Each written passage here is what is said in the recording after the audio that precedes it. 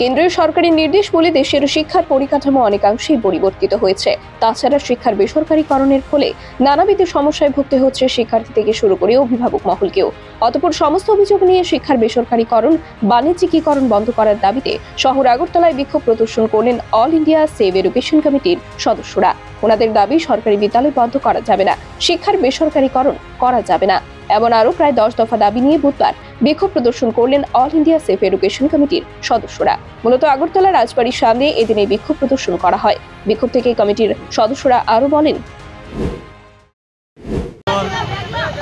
আপনারা জানেন 2020 সালে বর্তমান কেন্দ্রীয় সরকার করোনার অতিমারির সময়ে সংসদে আলোচনা ছাড়া এবং আমাদের দেশের যারা শিক্ষাবিদ আছে তাদের পরামর্শ ছাড়া নয়া জাতীয় শিক্ষানীতি 2020 প্রচলন করেছেন।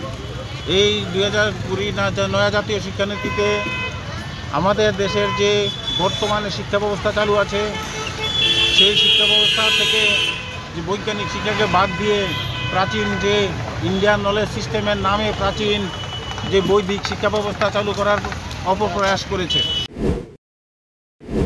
ব্যুরো রিপোর্ট, খবরের প্রতিবাদ।